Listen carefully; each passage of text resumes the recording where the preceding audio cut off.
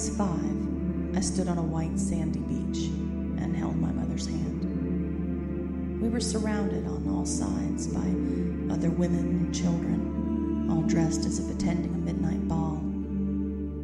I tried to ask my mother what was happening, but she simply squeezed my hand a little more tightly with each question and pressed her fingers against pursed lips in the universal gesture for silence. With no answers forthcoming, I fidgeted and looked around, trying to make some sort of sense out of this strange excursion.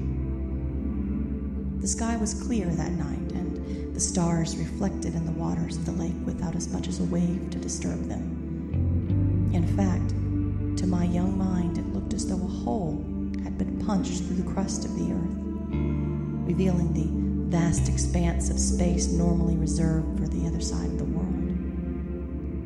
I imagined walking to the end of the dock, closing my eyes and stretching my arms wide. With the sleeves of my white dress fluttering in the wind, I would slowly fall backward off the pier, but rather than splashing into the cool waters of Lake Eden, I would fall through the stars, drifting for the rest of my life in a weightless void. My daydream, however, was cut short by a low-pitched horn in the distance. The tone was lonely, somber, as if a solitary native blew a conch to commemorate the last of his lineage. The horn echoed off the hills surrounding the expansive lake, and before the echoes had even begun to fade, I spotted dark shadows cutting through the waters. They moved silently through the night, and would have escaped my notice entirely if it were not for the distortions rippling through the reflected cosmos. At the same time, the crowd around us parted, making way for a procession of men clothed in crimson robes. Each man held a torch in his left hand, and its light flickered through the shadows beneath their cowls, tinting partially hidden faces with a yellow glare. Clutching my mother's hand more tightly, I pressed my small body against hers as my heart pattered like a frightened rabbit.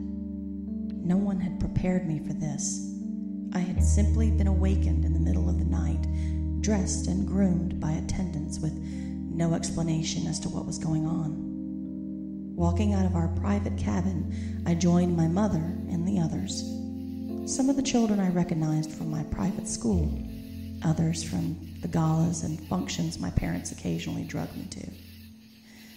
But there were many more that were foreign to me, younger children and older kids alike, all walking with their mothers along the crushed gravel path leading to the lake. With insects chirping in the surrounding forest, a nest of shadows, the first stirrings of unease quivered my stomach. Bodyguards, Secret Service, the retreat's private security detail, all were left behind as the darkness devoured us. As they filed onto the beach, the robed men split off from one another, each making a beeline towards the clusters of waiting people.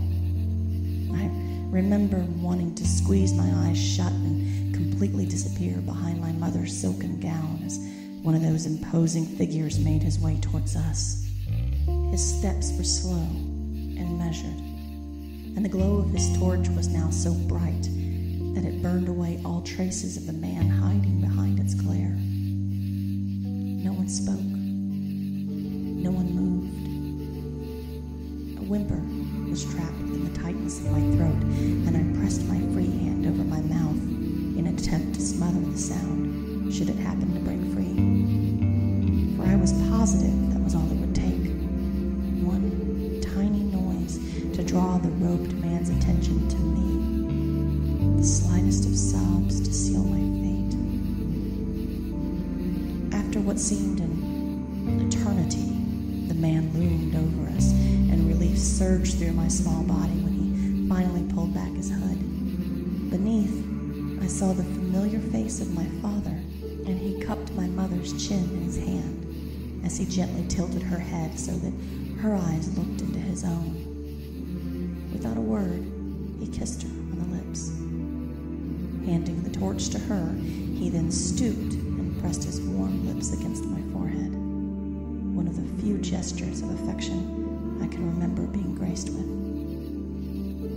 While similar scenes played out along the white strip of sand, I noticed that boats had run ashore.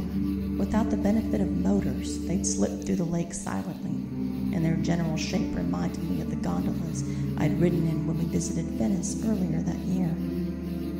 These vessels, however, were as dark as a moonless night, and had been intricately carved to look as though the craft was formed from ebony bones.